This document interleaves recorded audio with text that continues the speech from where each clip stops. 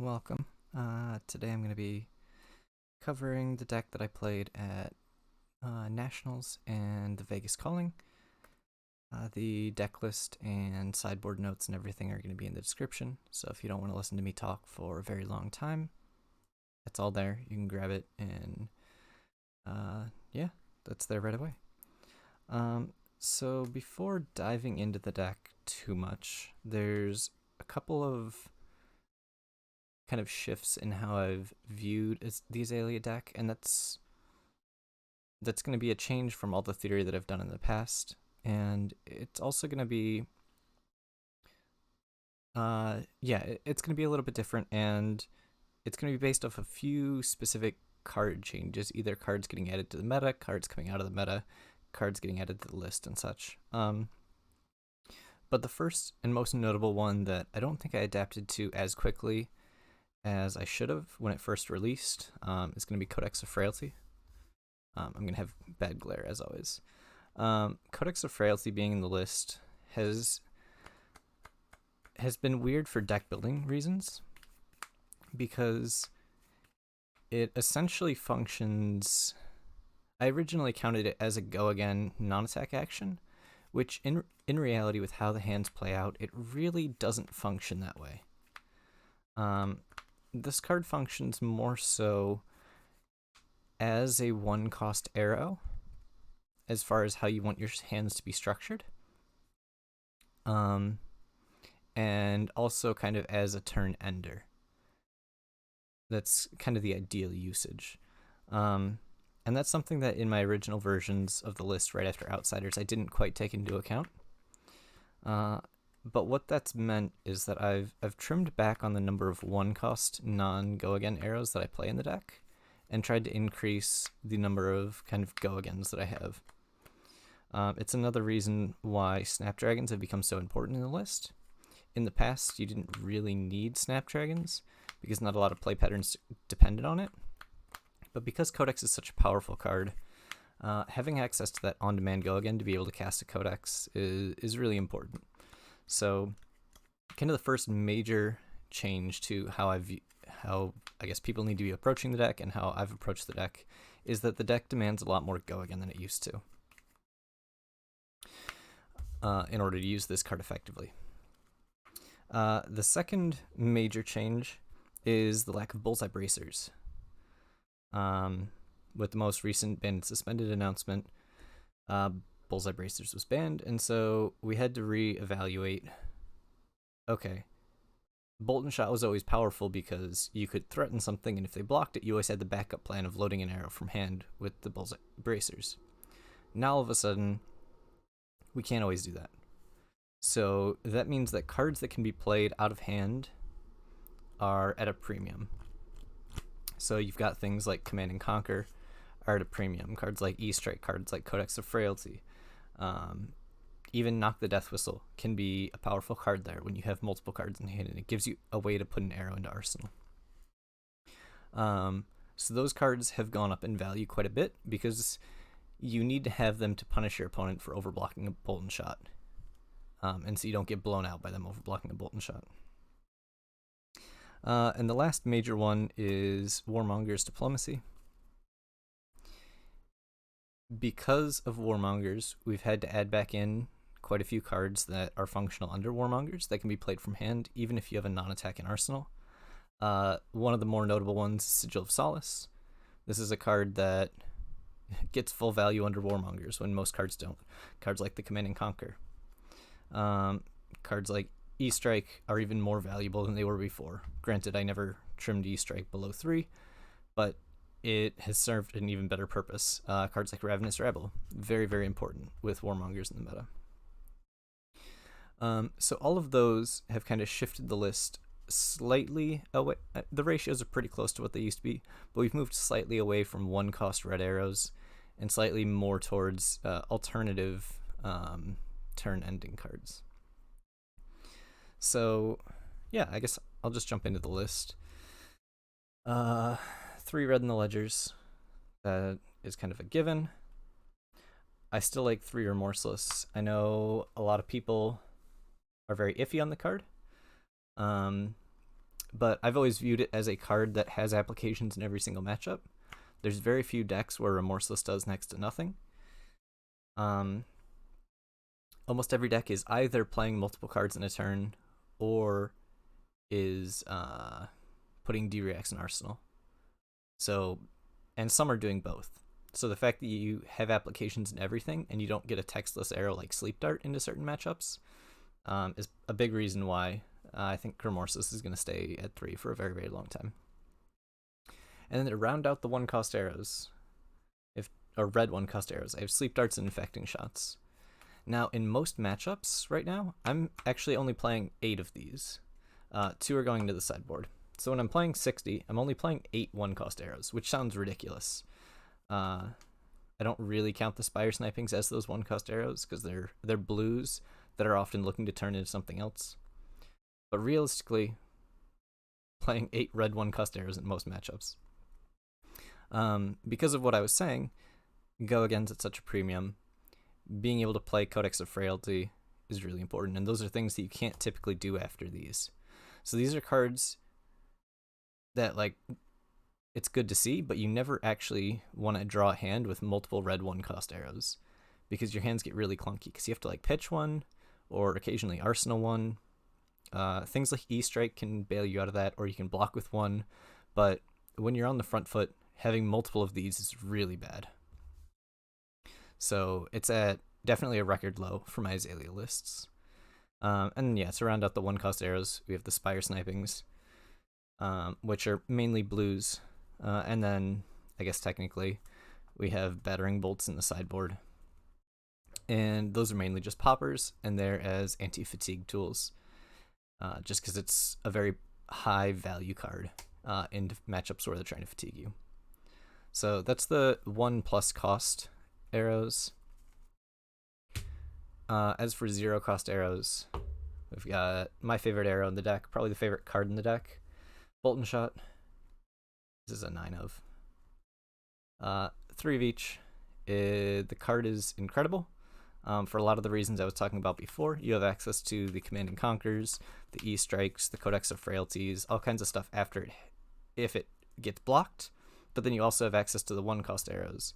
So a lot of times your opponent has to kind of guess, do I get punished for blocking it, or do I get punished for not blocking it? And they don't really know. And oftentimes you'll be able to punish them whichever one they do.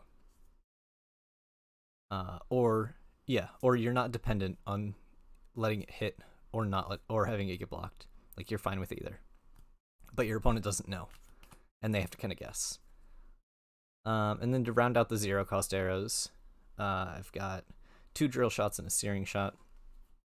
This used to be 3 Drill Shots back when Oldham was around, and killing the Rampart was really important.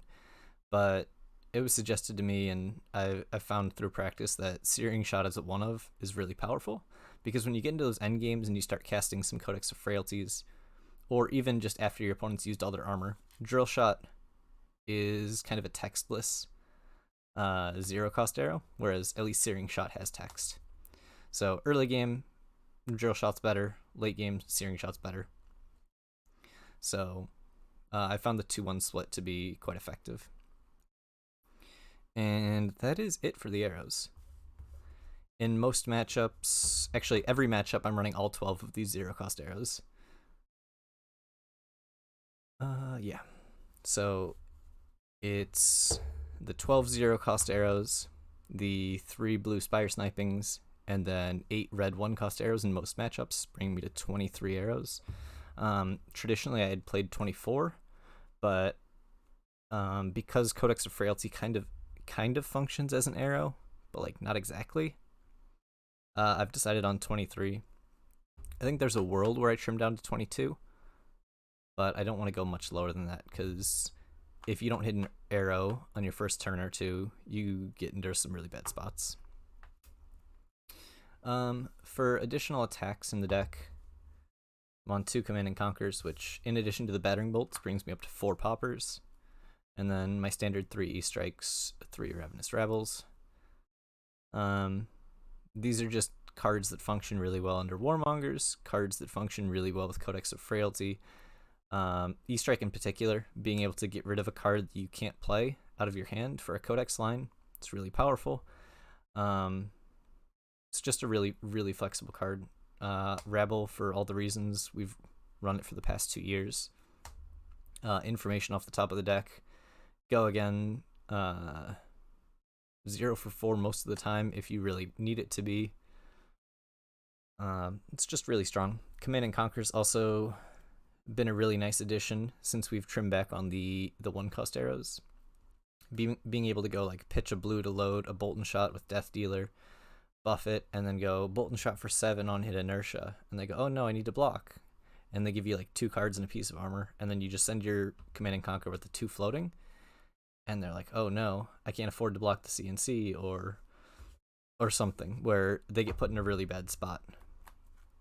Command and Conquer also being able to occasionally be a codex target can be really powerful. I found myself running this into more and more matchups. On to, I guess we'll jump into the buffs. For yellow buffs, it's 3 Rain Razors, 3 Deadeyes. I know I've covered it many times why Deadeye is... Sorry, this glare is so bad. Let me try moving some stuff around. There we go. Deadeye is just really, really powerful as a 3-block buff. Well, there's multiple things. One, it's a 3-block. A 3-block buff is really hard to find. The second big one is the fact that as a yellow, you get to pitch it a lot. So you'll find yourself in the endgame with this as the bottom card of your deck, where you're looking to dominate, you're looking to have spare resources. So you can get those Crow's Nest triggers, and you can get Dominate effect, or you can get the Deadeye trigger much more consistently in the late game. And it's a really important tool for being able to close out games. When it lines up with an aim counter off the Crow's Nest, and you get to strip a card out of their hand for an extra resource, it's really powerful. And yeah, the card's just really, really good in the deck. Rain Razors, another incredible card that it's also one that, because it's a yellow, gets pitched a lot. But then as you get into second cycle and your opponents are low, they have to play around it. It's also, when you're arsenaling Bolt and Shots as much as possible, you find yourself stumbling into 3-arrow Rain Razor turns pretty often.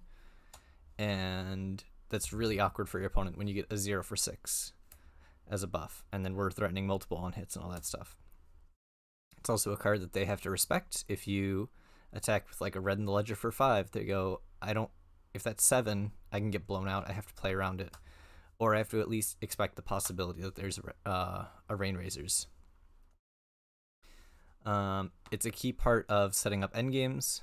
I can talk about that in a little bit, but as far as my anti-fatigue plan, Rain Razors plays a huge part in that, in setting up endgame combos against decks that are trying to block you out.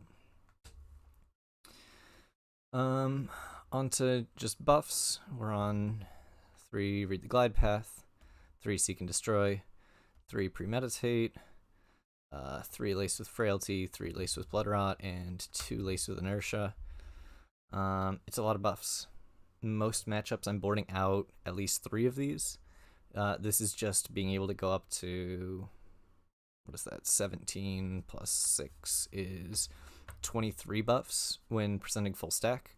You need to have extras in the side so you have a consistent density of buffs when playing full stack. I opted for Inertia as the 2 of, just because it has kind of anti-synergy with Seek and Destroy. So it gets a little bit redundant, and you don't really want to stack these. Lace with Frailty is really, really important into the Lexi matchup. And then like Lace with Blood Rot's just applicable into everything. So Inertia is the one that I cut down to 2. Utility cards, Codex of Frailty. This card's incredible. I'm slightly surprised it's still legal, but it is, so I'm going to keep playing it. And my computer went to sleep. Hopefully that didn't stop the recording. All right, we're good. I don't know. I have a lot of things I could say about this card, but everyone knows the card's good, so I'll leave it at that. Knock the Death Whistle is a really good blue 3 block that occasionally bails you out of situations or closes games or has a strong turn 0, but a lot of times it's just a blue 3 block.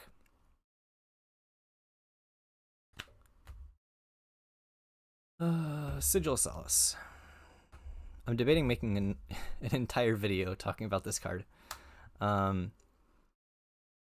This card has a lot of pros.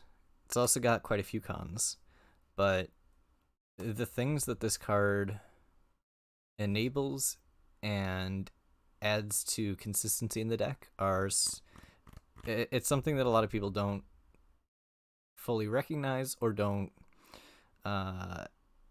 take full advantage of when they play the card. But I think there's a lot of really powerful things. Well, not a lot of very consistent, really interesting things that you can do with this card, and that's why I'm really happy to have the card back in the list. I guess to just name the first few would be things like when you're attacking with an arrow with Premeditate and you want the Ponder, you're typically looking to empty your hand, and then you fire that, they block it, you don't get an arsenal. If you're able to have a Sigil in hand, if they block it, you get to arsenal the Sigil and still have your opt the next turn. If they don't block it, you get to play the Sigil and not waste a card. So it lets you be super efficient on things like that. It bluffs as a Rain Razors. It gives you space to breathe across turn cycles in long games by kind of banking up a health total for a turn when you do need the health total. It's perfectly efficient on offense and defense. It's playable under Warmongers. There's quite a few other things that go in that list, but I'm going to stop there. I really like this card. I understand a lot of people don't. It's also really, really good into the Wizard matchups because blocking Arcane is hard. And when they're just sitting there trying to block out and you get to just heal up and get further out of range, they have a bad time. As far as defense reactions, I played 2 8 for Scene, 3 Sink Belows this weekend. Sink Below is really, really good in the deck. Fate for Scene is good. I only played it into a handful of matchups. I played Sink into a lot of matchups. Fate in only a couple. It's a card that is probably next on the chopping block. I've been looking at replacing it with Frailty Traps just because there was a lot more Lexi than I anticipated. And obviously Frailty Trap's very good into Lexi. It just doesn't function quite as well into anything else, which is why I opted for Fate for Scene for the weekend. I was expecting more things like Azuris and Bravos, but I only played 1 Bravo, no Azuris. And that's it for the main deck. As far as equipment, Death Dealer, Crow's Nest, Skullbone Crosstrap, Tunic, played in every matchup. I don't think there's too much I can say about these cards that hasn't already been said. As for the gloves, Null Rune gloves are just for Wizards. Otherwise, we're playing Braces of Belief. I guess I'll dig into that later when I talk about the Icelander matchup. And then boots are Perch and Snaps. Most matchups we're playing Braces of Belief Snapdragons and only having basically no armor. But these do come in a handful of matchups. So, yeah, that is the list that I played. I think I can dive right into the next section and not spend too long there. Next section should be pretty short, but it's going to be changes I'm looking at for the list.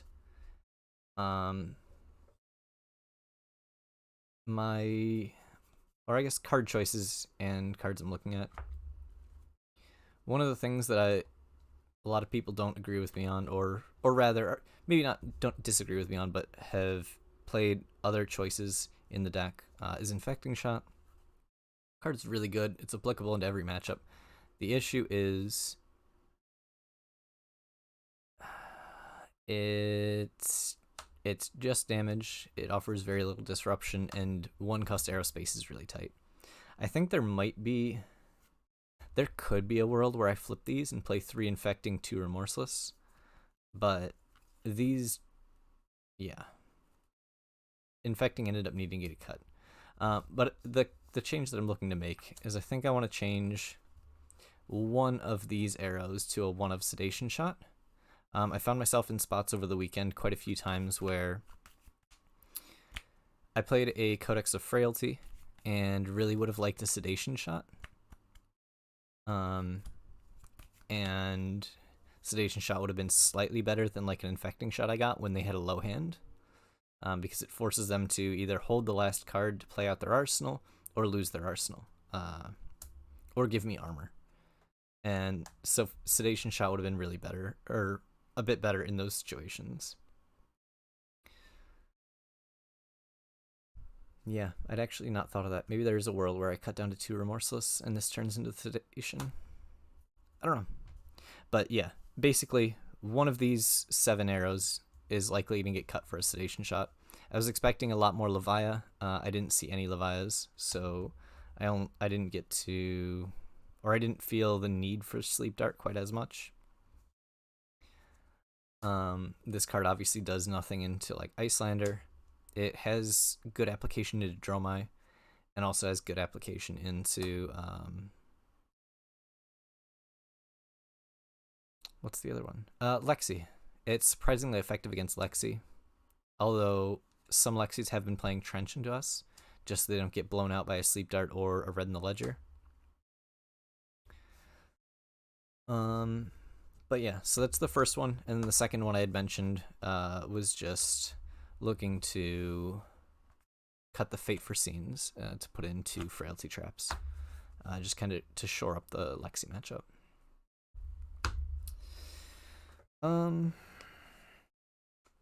Yeah, I think that's most of what I have to say about that. I suppose I could dive into some matchups, but I think I'm going to skip over that for now. Maybe that'll need to be a separate video. But I'm just going to go ahead and go through like how my event went.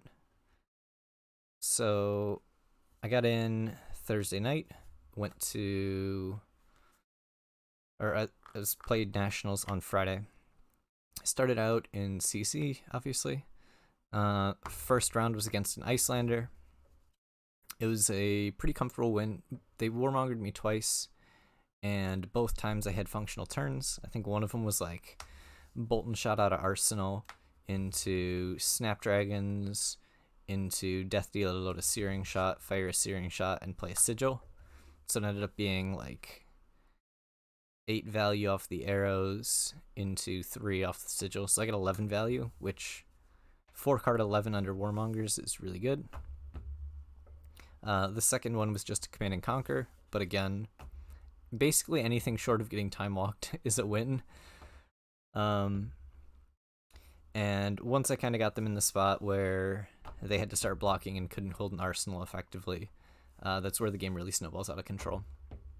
A lot of my Icelander matchups started out relatively even. Like we'd walk down to like their 20 to my 25, and then all of a sudden the game would kind of spiral out of control, and they'd start stumbling on disruption, and actually quite a few of them just like didn't get to play again at that point. I think 3 of my games I ended at above 20 health against Icelanders. So yeah, that was the round 1. Round 2, I paired into a Lexi.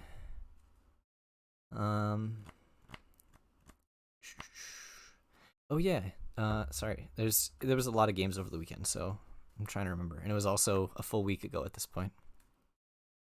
I don't remember anything particularly special about the game.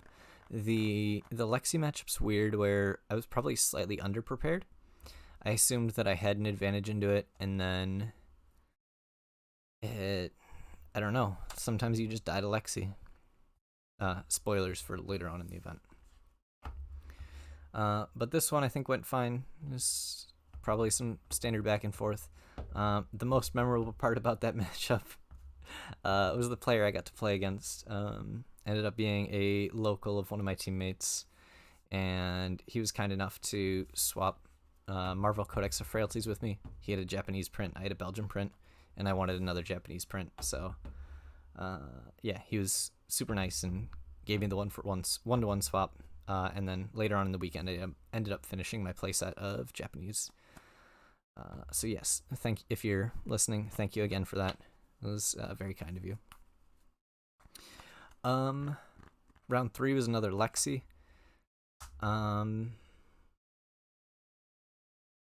That was another one where it was, I don't know, the Lexi matchup is just weird. I don't have a great answer for things to do. You just kind of vomit your cards and hope you hit more powerful things than they do.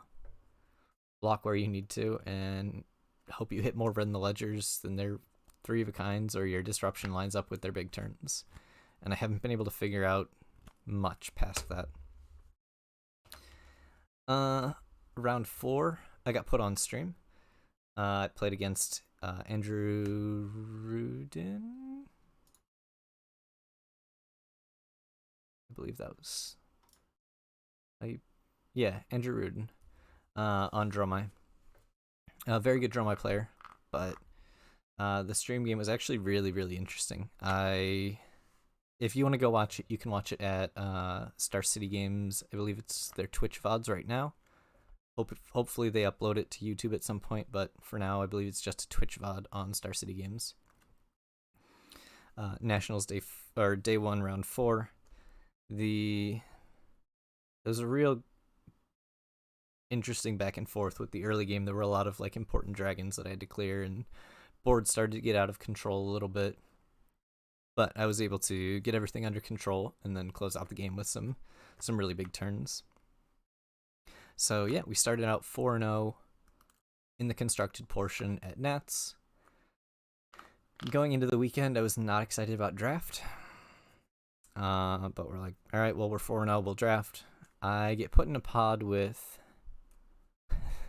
2 other teammates. We had 4 teammates at 4-0, and 3 of us all got put in the same pod. It was quite disappointing, but it is what it is. So yeah, I did poorly there. I drafted a really good Bolton deck and then played terribly. And yeah, as much as I would love to blame variance and go, I didn't see any poppers, I was the one of Bolton, and I think I played quite poorly in the draft portion. So I went 1-2. Ended up 5-2 on the day, and said I don't want to draft Monarch again because I suck at it. I don't enjoy the format, and I'm also bad at Monarch draft. The other thing was, after starting out 4-0, my constructed elo would have gone up quite a bit, which meant that a good showing at the calling could bring me into top 50, which would be an invite to Worlds. And I would have to 3-0 my day 2 of Nationals pod, in addition to 3-1 constructed, to have a shot at getting a Worlds invite. So I said, I'm much more likely to go like top 32 at the calling than I am to 3-0 a constructed, or 3-0 a draft pod. So I went ahead and decided to drop. So yeah, 5-0 drop. I think I was like 35th after day 1. Or sorry, 5-2 drop. Yeah, I think I was 35th after day 1. But yeah, so went back and signed up for the calling, registered the exact same 80 cards, exact same sideboard plan. Like I said, I was super happy with how it performed day 1, so I didn't think anything would really change going into day 2. Fast forward to Saturday morning. My first round is against a dash, and I was getting really scared against this dash. I win the die roll, they go first, turn 0, spark a genius for a Tekla Pounder. Luckily, they had to pitch 2 reds to do it, 2 reds and a yellow, so they didn't get an arsenal, but they got a turn 0 Tekla Pounder, which is quite the strong start for dash. I return with like a red in the ledger for 11 with a bunch of on hits like a Seek and Destroy. They just give me 12, and I get to build my arsenal. And then I come in for another kind of medium turn. It was probably like a 12, 13 damage turn with a Remorseless in there. I don't know, probably something like, it was something like a Rabble into a Remorseless for 8. I don't remember the exacts of it. But they went ahead and took it all, and then returned with T-Bone, Magnetic Shockwave. Took my Cross-Trap and my Tunic, while my Tunic was still at 2 counters. So yeah, I was not too happy there. I knew what was happening as soon as they had no-blocked the entire previous turn and then led with like a yellow T-Bone. I was like, alright, well, all my gear's gone, and here we are. So navigating the rest of the game without the Cross-Trap is really difficult. It's obviously not as difficult as it would be for like Lexi, being without her New Horizon, but your kind of ability to arsenal and your ability to what's the word? Kind of your flexibility drops a ton. But that's where the Braces of Belief ended up coming in clutch, being able to take a look at the top card of my deck at one point when I really needed to know if I could Azalea away. But yeah, I ended up crawling back into that game off some strange turns. Codex of Frailty is a good card, I think, was one of the takeaways from that, but I did end up getting there. Round 2, I play against an Icelander. This is another one where I wanted a pretty healthy margin. I think I was 20 plus. It was, again, another case of health. We started trading a little bit early. Then I got kind of on the front foot where I start threatening big on hits and lots of damage.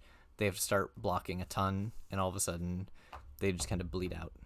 And I end the game at like 24.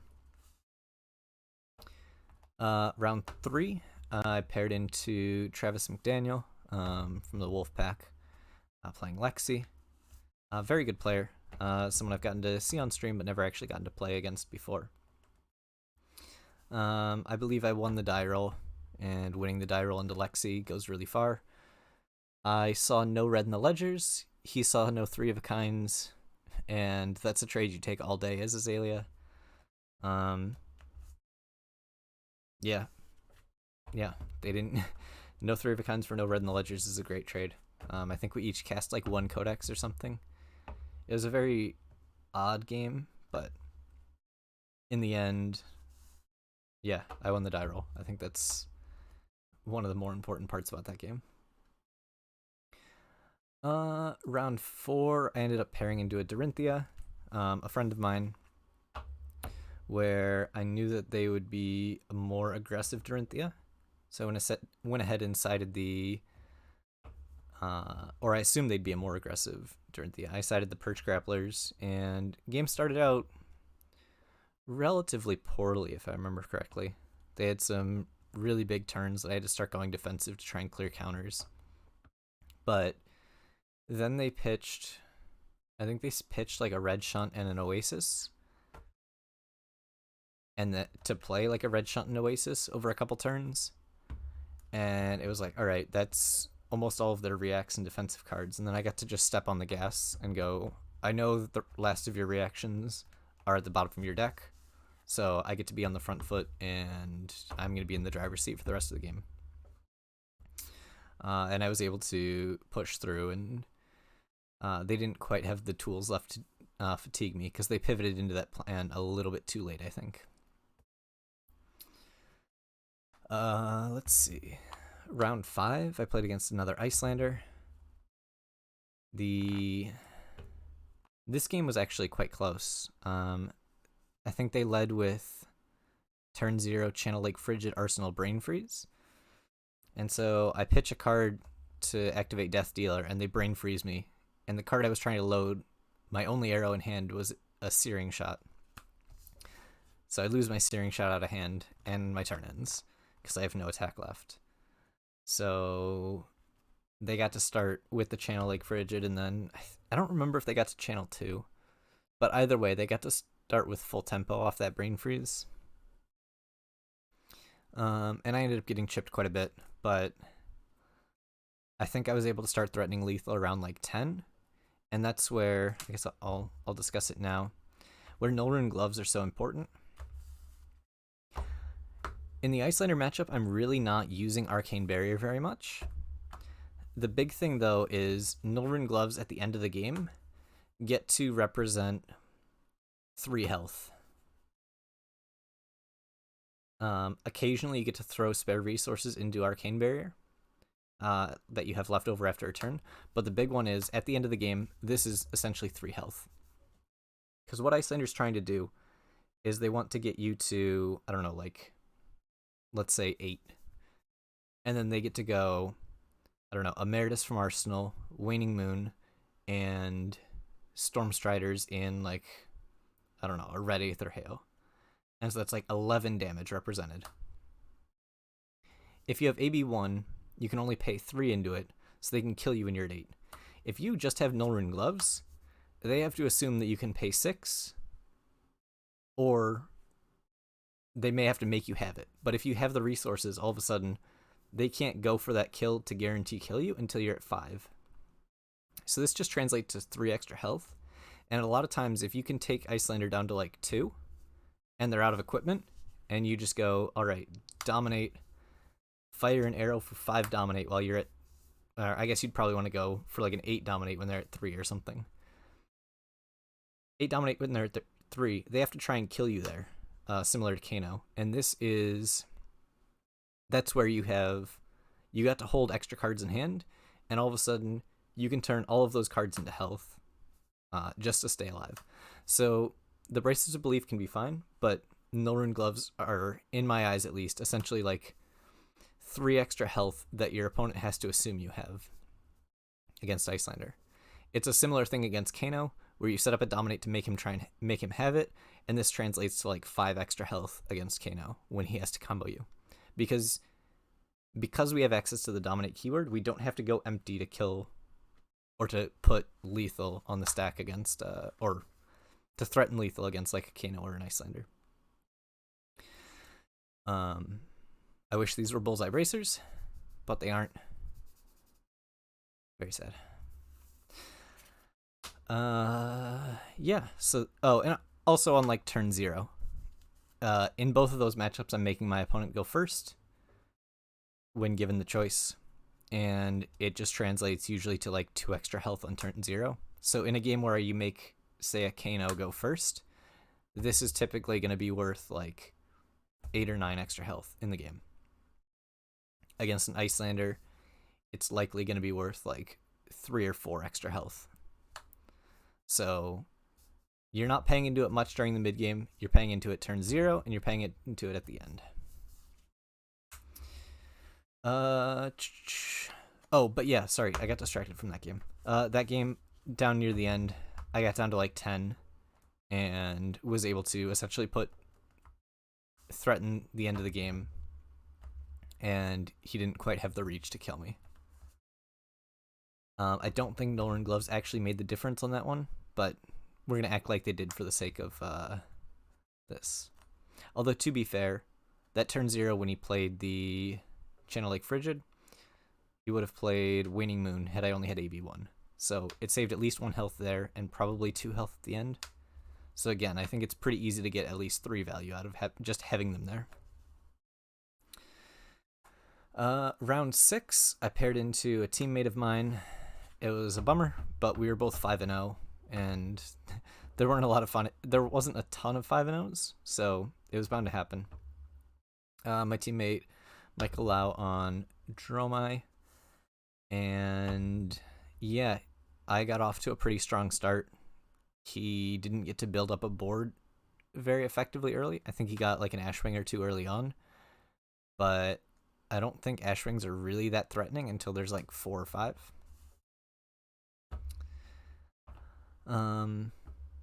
But yeah, I kind of just kept him on the back foot. He had to block with a lot of important dragons and never really got to develop a board state. So, yeah, I think I felt pretty far ahead for most of that game. Hands just kept rolling really well and didn't have issues of like bricking or dead cards. So I ended up winning that game. Round 7, I played against Alexi. That was my first loss. I lost the die roll, and they chose to go first, which was interesting because I still think second is correct, but obviously it worked out.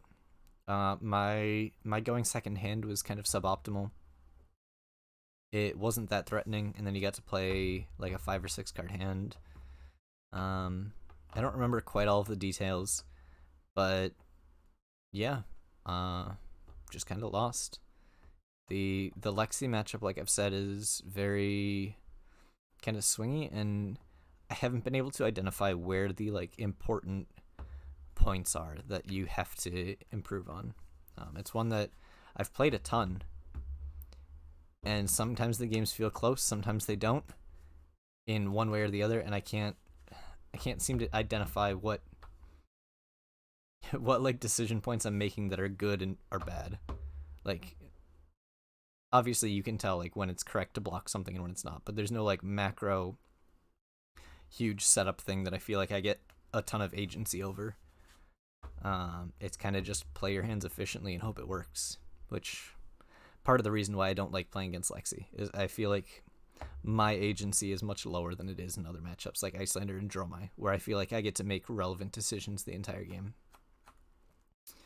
But yeah, lost to Lexi there.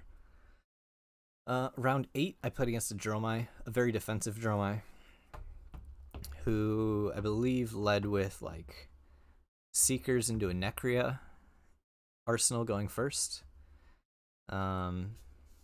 So I did out a lot of resources into killing dragons that game. At one point, I kind of stumbled while on the front foot, and they just went like, I think it was like Chromai Kyloria. I had to let the Kyloria hit, and then they played like another Yenderai or something, and they had a passing Mirage in play. So it was like, yeah, like 4 permanents. I didn't have a huge health lead. I had to like, I think I rabbled off the Kyloria and later popped the Chromai. But it was a relatively close game. I had a pretty good health buffer, but the board state started to get out of control. So I sacrificed some of the health buffer to kind of get the board state under control. And then I got them low enough to the point where I was able to just go wide. Although the turn that I thought guaranteed killed them because they only had 1/0/4 left in their deck. They went block 6 on an E-Strike, block 4 on an E-Strike, go to 1 with a sink below, and then sank into the Flicker Trick, I think is the last one in their deck, which let them live through my last attack for 4. So I had forgotten about Flicker Trick when I was thinking through that play. And then I was actually running really low. I almost got fatigued that game, but luckily they were out of D-Reacts and a 4 Dominate was able to kill them. But it was, pretty close game because the board had gotten out of control to where if I didn't kill them with that 4 Dominate, I probably would have just lost the game on the next turn. Or if they had found like a sigil, which I don't remember how many sigils they played that game. But yeah, that was day 1. I started out 7-1 on day 1. I think I went into day 2 in 7th seed. So I was feeling pretty good. I was actually also a little bit nervous because I ran the ELO numbers that night and realized that at that stage, I was pretty sure that I had gained enough ELO to where if I dropped at 7-1, I would have my invite locked for Worlds. However, if I play out day 2 and I do poorly, I would not only obviously not top 8 or anything, but I would also be losing my invite to Worlds if I did poorly day 2. So there's a lot of pressure going into day 2. But obviously I made the correct decision of not dropping at 7-1. But it did cross my mind. Yeah, so going into day 2, my first round of the day was against another teammate, Mercy on Lexi, and I won the die roll, I'm pretty sure. And yeah, it was like a super fast game. I fired a Remorseless for 8 with a Blood Rot that she ended up taking 7 to the Remorseless triggers and the Blood Rot, so that Remorseless for 8 ended up being 17 value. But she had like a Premeditate and a 3 of a kind in the hand, so it was like really awkward to block. But yeah, we just ran at each other and the game ended in like three or four turns. and I think I won the die roll. So that's how that game went. I don't know. If you haven't picked up on it, I'm not a huge fan of the Lexi matchup, even if it's favored. It's not a matchup I enjoy playing. Round 10, I ended up pairing into Ben Hinnon on Bravo, both at 8-1. And that game was a lot of fun. I guess I can dive through kind of how my Bravo game plan works right now. Is so first cycle I'm playing a very mid-range game plan. So doing a lot of my same stuff where I arsenal Bolton shots, try and fire maybe a 2-arrow turn, block with D-reacts, play out my sigils, maybe block a few cards, play like a 2-card 8 with a Blood Rot on hit, and just kind of do that value trading back and forth. And the goal here is first get the sigils and D-reacts out of my deck. Second is get the sigils and D-reacts out of their deck. And third, kind of gauge what the pace of the game is. So if you sit down and go, Bravo's going to fatigue me, so I need to be very careful with my resources and play very slowly, Bravo can just kind of hit you in the face and kill you. So if you try and go too slow, he can kill you. If you try and go too fast and loose with your resources, he'll just block and you'll run out of power cards too quickly. So I try and take the first cycle very controlled and reading what the pace of the game is, and kind of gauge how my opponent wants to play this game. If they're willing to take damage and willing to give up armor in order to trade back, I realize, okay, I'm fine blocking with a few power cards and kind of overextending to kind of pressure and play this and kind of not worry about fatigue and just play for the tempo. Because if you get super behind on tempo where they're pressuring you and making you block and kind of controlling the pace of the game, if you get put in that spot, you can't set up an anti-fatigue plan anyways, because you're going to die before you get there. And a lot of times your anti-fatigue plans involve setting up like a slow turn into a big turn. And if you don't have the health total to live through like a hammer swing at the end, then you're kind of just screwed. So yeah, first cycle is kind of see how much chip you can get through, how many D-reacts you can get rid of, how much armor you can chip through, and kind of go into second cycle based on how that played out. So if you get through first cycle and they're at like 20 with no armor left, you go, okay, this seems to be going quite well. I've still got like half of the cards left in my deck, and I've got plenty of gas. I can kind of step up the pressure and not be as careful with my power cards. Like when you get a window to play a good Codex of Frailty, you play a good Codex of Frailty. When you get a good window to play a good Rain Razors, you play a good Rain Razors. However, if they're blocking a bunch and they've saved like 5 block in armor and they're still at 28 at the end of first cycle, you go, okay, we burned through a bunch of D-reacts on their end, but now I need to be looking for some more dominates. I need to take this a little bit slower. It's also going to depend on your health total. Obviously, they could be super high, but you're low. Like some things went really wrong, and at that point, you don't have the luxury of going slow. But my assumption is that health totals stay about the same through the entire game. And assuming you have the health to spare, you're going to want to try and find some extra dominates, try and actually push through damage. And the goal on second cycle is to get them down to like 10 to 15 range. If they've already gone low and given up armor, you can often kill them on second cycle. But if they maintained a bunch of health, you have to try and get them down to that range. And then your third cycle is when you recognize that you're going to need a third cycle. You're pitching away your Rain Razors, your Bolton shots, your Codex of Frailties, and you're setting up a big combo turn that can push 25, 30 damage, or threaten that much, which with their D-reacts gone and their armor gone is probably going to end up pushing that 15, probably like that last 15 points of damage. Yeah, so this particular game, First cycle, super slow, tons of blocking, very little damage pushed through. He's also played out 3 Sigil of Solace on the first cycle, but I think by the end of that first stage of the game, I think the health totals were still like 30 to 30, and he had a bunch of armor left. So that's where I'm like, all right, I need to kind of hunker down, try and set up a late game.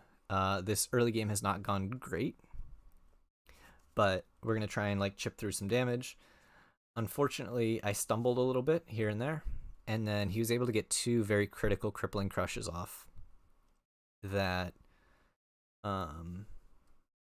messed with my end game. One, I had my second Rain Razors. I had played one already, so I had a Rain Razors in hand and a Sink below, but it was a dominated crippling crush, so I had to sink away a Rain Razors, and I drew into my 3rd copy of Rain Razors, which is really bad, and then it got randomly discarded. So all of a sudden, I only have 1 Rain left in the deck, and that makes my endgame much weaker, or much harder to set up at the very least. So at that point, I'm like, okay, I can't bank on pushing 10 damage on the final turn. I'm going to kind of have to audible this, because the other thing was I just took a big tempo hit, so my health dropped below him. My end game was kind of gone, and things were looking a little bit grim. So I'm like, all right, I can't play for a late game because I don't know that I'll be able to get there. So I have to kind of just roll hand over hand and try and run hot, find some dominates, find some disruption, hope he stumbles a little bit. So do that for a bit. I think the health totals even up pretty well, and I'm in a reasonable position, and then he takes a bit to throw a raw 11 crippling crush, and unfortunately the hand I drew into was 2 buffs, a Codex of Frailty, and an arrow. And obviously I can't give up 4 cards there, because I'd be giving up the Codex of Frailty. There's the option of giving up 3 cards in my tunic, and that didn't look good. Sorry, I take that back. I did not... Health totals were not even at this point. I was ahead by like 8 health at this point, because he had taken some damage to throw this crippling. So, yeah, sorry there's not a ton going on screen. I'm just chatting and sitting here shuffling cards. I was too lazy to set back up my webcam. I've taken it down. Distracted. Yeah, so this crippling was like a really awkward time where the buffs are super premium in the end game, or in like second cycle, because I know that I don't have the third or the second, or I only have 1 Rain Races left. That's what I'm getting at. Which meant my ability to push through an endgame is rough in order to force through damage. So the way that I have to force through damage is dominate on arrows. So I need buffs to be able to do that, or at least effectively. So having 2 buffs and a Codex of Frailty in hand, I had 3 cards that I couldn't afford to give up or block with. So the only way to protect all, or there was no way to protect all 3. There's no way to protect 2 guaranteed. The best I could do was guarantee I can protect 1, and that's by taking 11. So I think at that point it was like 20 to 12, and then I went down to 9. It was something in that vicinity. I don't remember the exact numbers. But I had to, no block the raw crippling crush that he had gotten. I believe he had blocked with 2 cards to make a surge off of a Starstruck, and then pitched the last 2 blues to fire the crippling from Arsenal, or something in that vicinity. So yeah, he got the 11, and then he got the 2 buffs out of my hand. So I got to maintain the Codex of Frailty in hand, but taking 11 and losing 2 cards is pretty detrimental. So he essentially got 17 value off 3 cards, which is really rough for me to deal with. But yeah, that was another unfortunate point. I think from there, I played a Codex of Frailty, and he got back a CNC. And then he returned the CNC, and I drew up my hand, and it was a Rain Razors, a Sigil of Solace, a fate foreseen, I think like a drill shot, yeah, and something valuable in my arsenal. I think it was like a buff. Yeah, I think it was like a premeditating arsenal. And so, unfortunately, when I was at 9, and I guess maybe there's a world where I no block and give up the pre-med. I don't know. But I opted to block with the arrow, my cross trap, and my tunic because it was coming in for 5. So that was kind of the third nail in the coffin. And I was able to still set up a reasonable endgame. However, he ended up being at 5, and my final push was a 6 dominate. So I was only able to take him to 2 with, I believe, no armor left, no sigils. I don't know if there's any D-reacts left. Like, it was still reasonably close, but overall, he played the game really cleanly, and I wasn't quite able to execute my plan how I wanted to, because he was able to disrupt it and take away some of my decision points that I was trying to make space for. But it was a really cool back and forth game. Even losing and getting fatigued, like, I enjoyed that game way more than any of my Lexi games. Nothing against my Lexi opponents, but I don't enjoy playing against Lexi. So yeah, at that point I am now 8-2. In order to top 8, you need to be basically 11-2. There was one 10-3 who ends up making top 8, but that would be like around 12-13 loss. So I'm like, all right, I gotta win out. And at that point, I'm not expecting to win out. The thing I'm more expecting is I need to try and save my elo and not lose too much here. I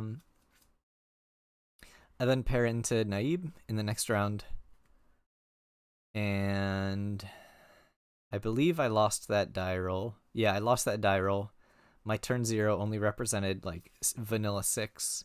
I believe it was a spire sniping with, I don't know, like a deadeye, no aim counter, and the spire sniping didn't reveal anything good. So like a super mopey turn 0. He blocks for 3, sets up a double arsenal, plays a 3 of a kind, and I'm like super behind that game. I almost got like a hand in that game. At a later point, I had some decent like return turns that almost clawed me back into it, but I was still just on the back foot the entire game. And yeah, ended up losing that game. Then I played against an Icelander. The Icelander unfortunately blocked with a Brothers in Arms on like turn 3 as their first attack action, at which point I immediately Codex of Frailtied them. They got a blue Brothers in Arms in Arsenal, and then it was all downhill from there for them. They couldn't Arsenal. I knew I didn't have to play around the card in their Arsenal, and I got to play disruption free for like 3 or 4 turns until I hit them with a Seek and Destroy, and it was able to get rid of it. I think I ended that game at 32 or something absurd. It was, yeah, kind of everything lined up perfectly for me. Everything went wrong for them. And yeah, it was what it was. And then my final round, I played against another teammate. We had, I believe, 7 players from Team Ascent in the calling, possibly 8 of the 605 players, and I played against 3 of them in 13 rounds. So that was fun. Yeah, it wasn't fun. It was annoying. But I played against Easton. Easton was on Dorinthia, and luckily I knew his deck list. I mean, he knew my deck list, but I had a strong idea of what he would be doing in the matchup. He actually just did a video on NXI's channel, where they talked about the Dorinthia list that Easton played this weekend. I definitely recommend checking that out. I'll see if I can remember to link it in the description. But Easton had a very interesting Dorinthia list. It was purely Dawnblade, but it was also playing Fatigue into a lot of matchups. So I had the benefit of knowing that he was going to try and fatigue me from the very beginning. So typically I'm playing Perch Grapplers into Dorinthia. I played Snapdragons into Easton.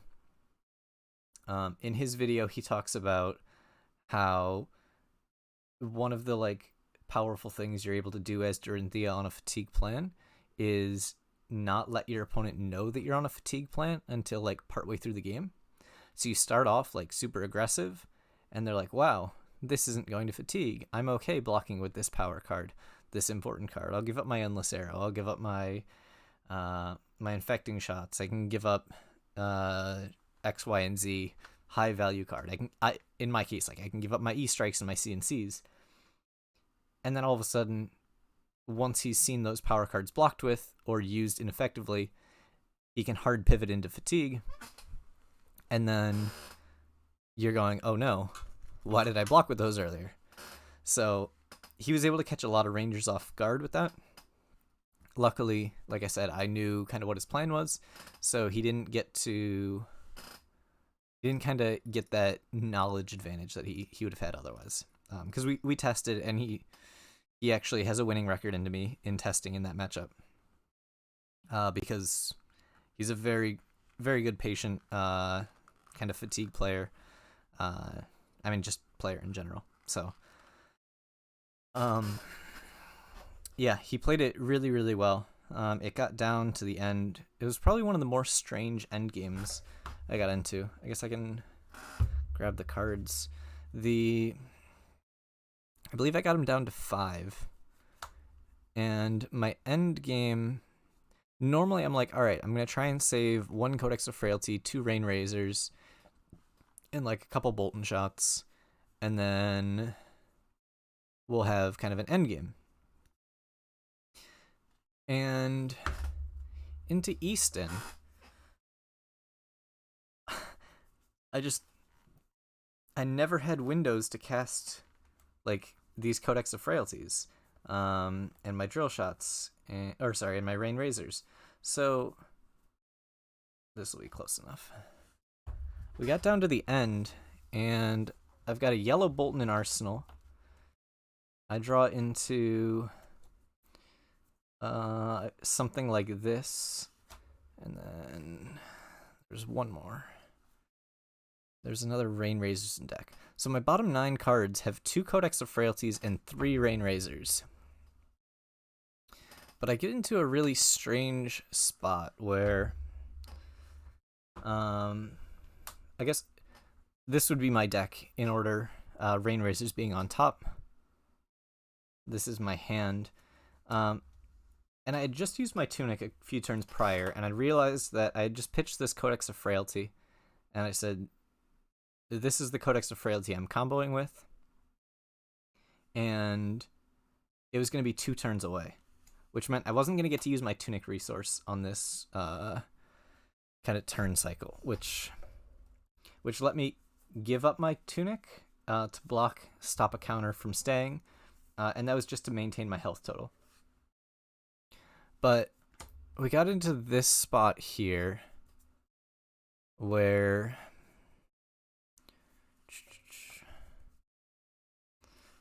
this is where I'm at. Bolton shot is face down. And this is my hand. And we have like 5 minutes left in the round. I am a bit flustered over some stuff that had happened a few turns prior. But there's like 5 minutes left in the round. There's a ton of people sitting around watching because this is the last round of the day. And I've got 4 cards in deck. And Easton's at 5. And so going into this turn cycle, I knew I needed to get to this Codex of Frailty, but I didn't have a great way of doing it. And so I was kind of nervous about how do I get to it. So the start of the turn was cross wrap to flip Rain Razors to the bottom. And I'm like, I need this Codex of Frailty, and I don't know what this card is right here. And I'm looking at their whole stack of cards. There's like not quite 70. It's like 65 cards or something sitting in my graveyard, and I'm trying to narrow down what this last card is. and unfortunately I wasn't able to figure it out. Had I figured it out, the correct play would have been Azalea into drill shot, drill, rain, snaps, pitch, death dealer, load, Bolton for 8, Codex for a drill shot for another 8. So that would be 24. The issue was, like I said, is there was a time constraint and I couldn't quite figure out what the card was, and I was nervous and I was tilted, and yeah, it was kind of a mess. So I ended up going for this worse line, which was the cross wrap opt to the bottom, Bolton, rain, choosing not to reload, pitch, death dealer, load, draw, 8. And he gave me 6 block on the first Bolton shot and then 6 block on the second one, which let me reload Azalea into the Codex, play the Codex, and proceed to kill him there because he has no cards left. At the time, I thought that this line gets blown out by a direct from the arsenal, because obviously I reload the drill shot, or I don't get to reload the drill shot, and my turn ends right here. However, I realized afterwards that I still have this, so I can go arsenal the drill shot. If he's able to block that, he would have given me all of his cards, and then this becomes my hand, which means I can... what was the line here? It would just be rain, drill, snaps, Codex, probably grab back a battering bolt,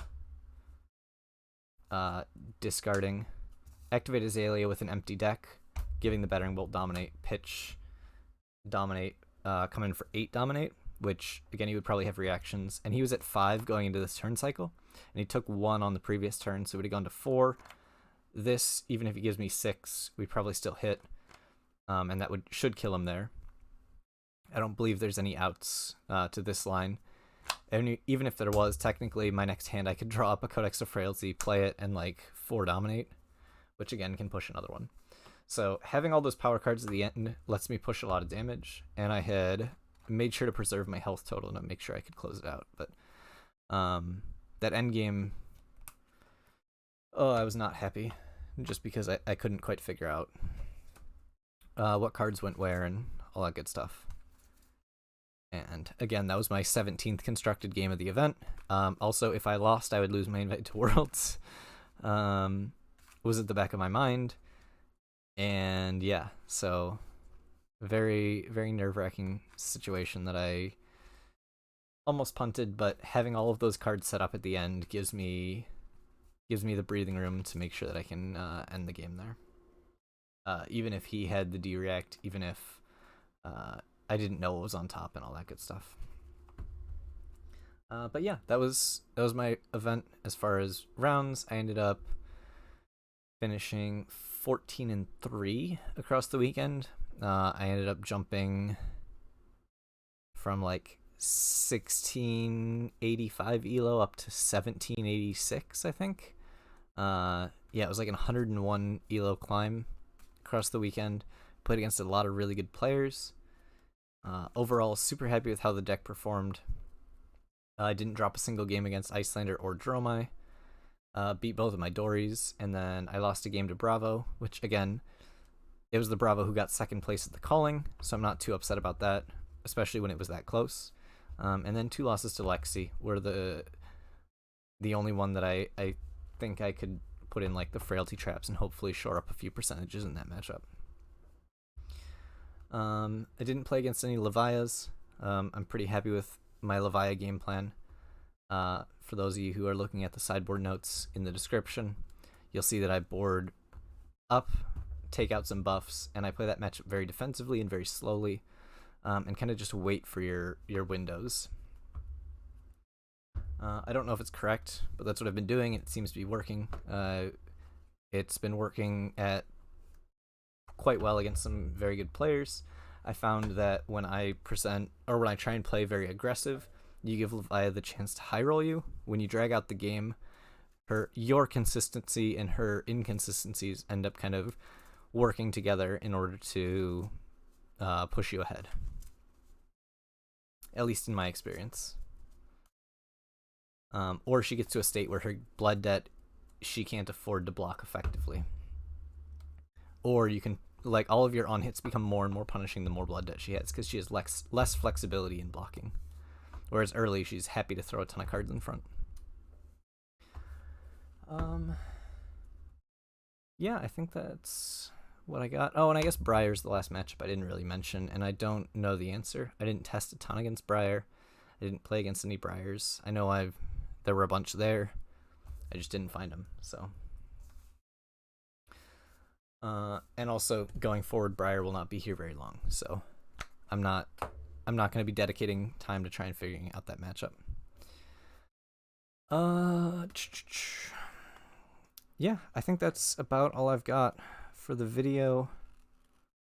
I'm gonna try and, I don't know, I say this every time, I'm gonna try and make some more videos when I get around to it.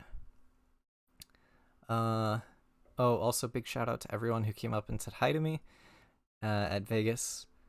It really means a lot to me. I know I say this after every event, but everyone who comes up and says hi, or they appreciate the videos that I've made, or they've learned a lot.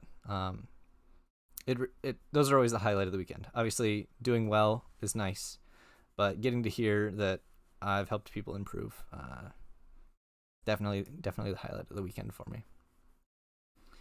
Oh, and lastly, if anyone has any questions about Azalea at any time, my Discord messages are open. This week I've been answering a ton of questions. Don't feel bad asking or feel like you're bothering me. I love answering questions, answering anything about Azalea. If I don't answer immediately or in a timely manner, I probably forgot. Feel free to send me a message a day or two later. Again, because I probably just forgot to answer. I'm not intentionally ignoring. Yeah, I think that's all I got for now. Thanks to everyone who managed to sit through this hour plus slog. And yeah, that's all I got. Thanks for watching.